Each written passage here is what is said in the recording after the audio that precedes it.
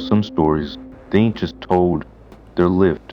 And some of them, they wrap around your kin like kudzu on a fence post until you can't tell where the story ends and your own bloodline begins. The one I'm fixing to tell you about what my great uncle seen down by the Tiger River back in '64, well, it's one of them. It's still out there, I reckon. Just watching. Always watching.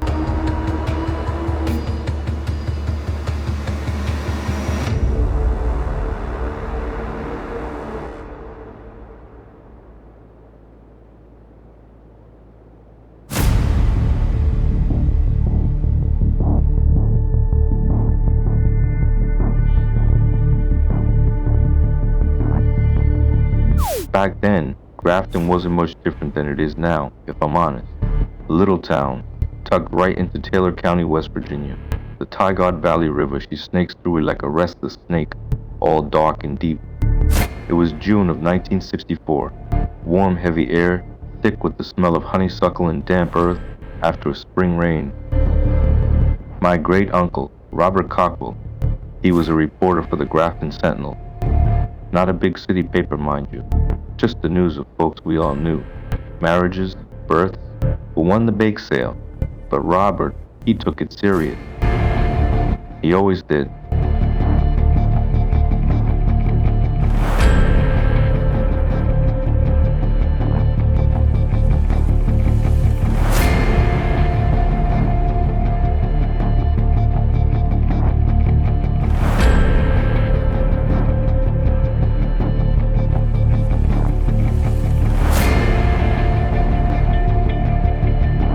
Our family, we lived just a few hollers over. I was just a little tyke then, but I remember Robert. He wasn't one for tall tales or bluster. Quiet man, kept to himself mostly, but sharp as a tack. Always smelled of ink and stale coffee. He'd come over on Sundays for dinner, and Granny would make her fried chicken and corn pudding. We'd all sit out on the porch swing, the wood creaking a slow rhythm, watching the fireflies spark up over the field. The air would be sweet, still warm from the day, and you could hear the crickets starting their evening song. It was a good life, simple, hard-working, but good. Nobody had much, but we had each other.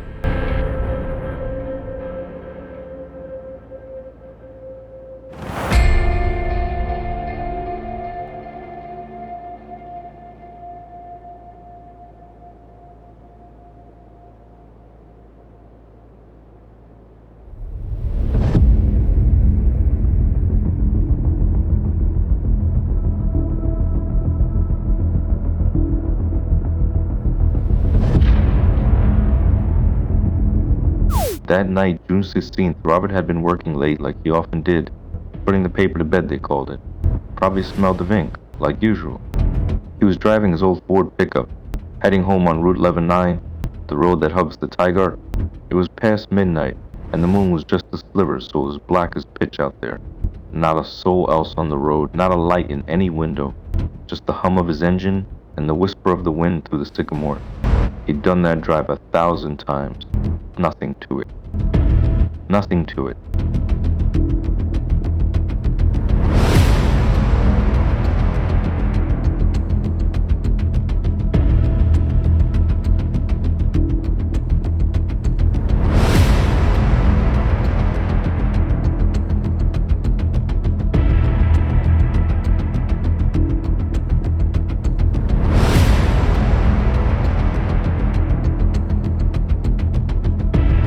Then, as he rounded that sharp bend just past the old mill, his headlights caught something.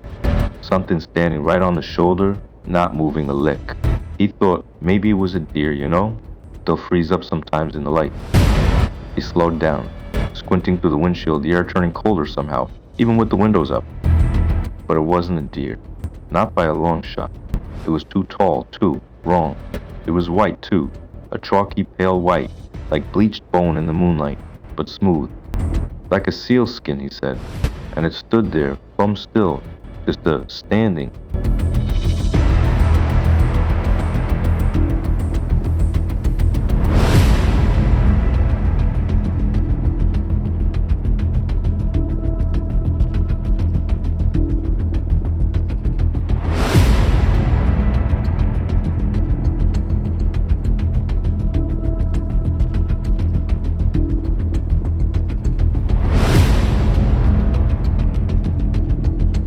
drove past it, slow as molasses. Robert said he could feel his heart thumping against his ribs like a trapped bird. The smell in the air, he couldn't place it. Not rotten, not sweet, but damp, like a riverbed after a long drought, but with a living cold tang to it. He looked at it, and it looked back. Only, it didn't. That's the thing that still chills me to the bone. It had no head, or at least no visible head. Just this smooth, tall column of a body, 7, maybe 9 feet high, tapering up to nothing. Just nothing.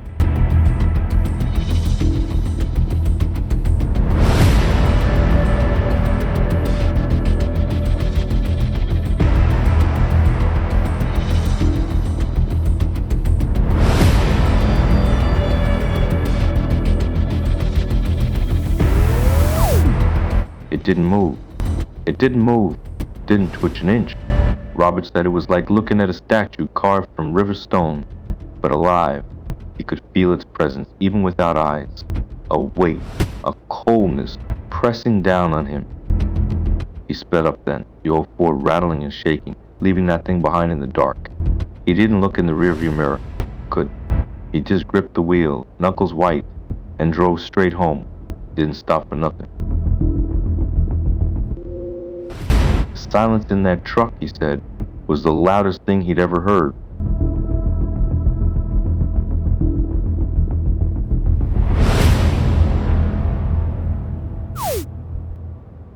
He burst into his house, woke up his wife, Martha. She thought he'd seen a haint for sure. He was so pale. He was shaking, couldn't hardly get the words out. But he was a reporter, remember? His job was to report. So, despite the fear, he knew he had to go back. He gathered some men, my grandpa among them. Brave men, mountain men, who weren't scared of much. They grabbed their squirrel guns, some lanterns and flashlights. The air was still thick and heavy, like something was pressing down. You could almost taste the fear, sharp and metallic, clinging to the night.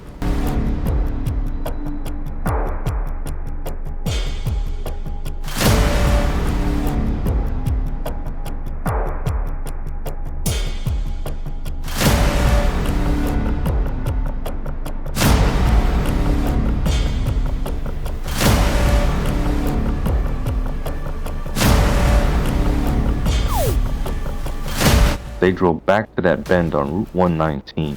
The headlights cut through the dark, picking out the sycamores in the river. They got out, their boots crunching on the gravel shoulder, the air suddenly still and cold again, despite the summer night. Nobody spoke much. Nobody spoke much. Just the click of safety catches and the beam of flashlights. They found nothing. No tracks, no flattened grass, no broken twigs. The ground was soft from recent rain, but there was nothing, like it had just melted away. And that's when they heard it. Oh!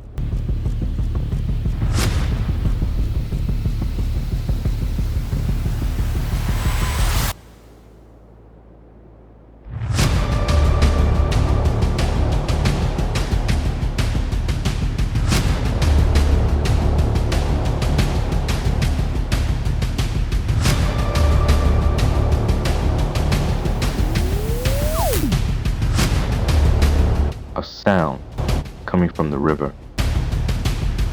UL. A low, eerie whistling. Not like a bird. Not like the wind. Not like anything natural they'd ever heard.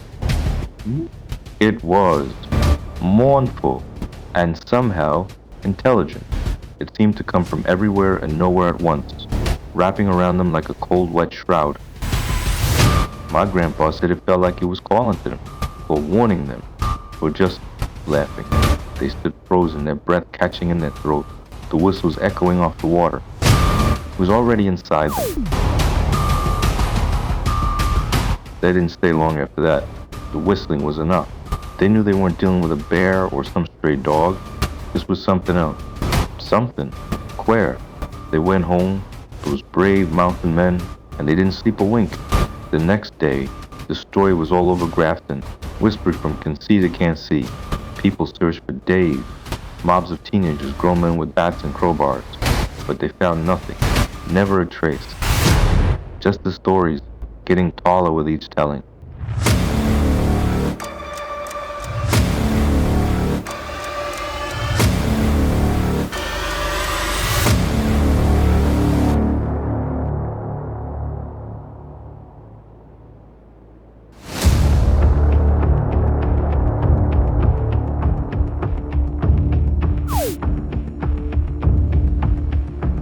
Robert never saw it again. Nobody did, not really. Not like that first time. But it changed him. But it changed him. He was always a quiet man, but after that night, he had a look in his eyes, like he was always peering into the dark, looking for something just beyond the edge of sight. He'd sit on the porch swing, the wood creaking, and sometimes I'd catch him staring out towards the river, a faraway look on his face. He never spoke much about it after that first retelling, but you could feel it, like a cold draft in the room when he was near.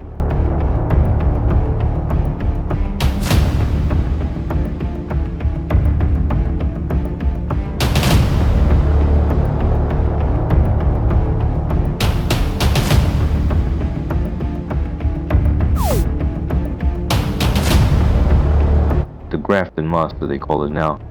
Just one of West Virginia's many boogers and haints. But to us, it was real. IUS. It was what made Robert go quiet. What made Granny paint the window frames named blue, just in case. Folks still talk about it. Every now and then, someone will swear they heard a queer whistle down by the tie guard, or saw a flash of white by the tree line. But nothing concrete. Never a body, never a footprint. Just that one night, that one encounter, that carved itself into the fabric of our little holler. The smell of damp earth and honeysuckle, forever tainted by a cold dread.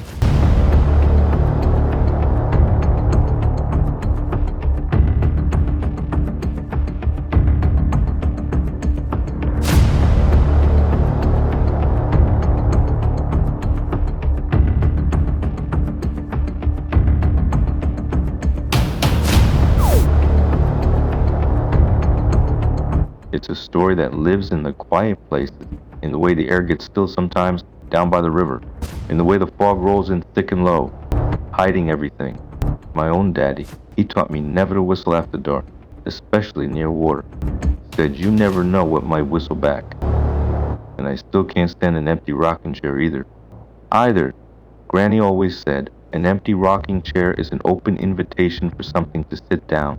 And after hearing about what Robert saw, well, I believe her.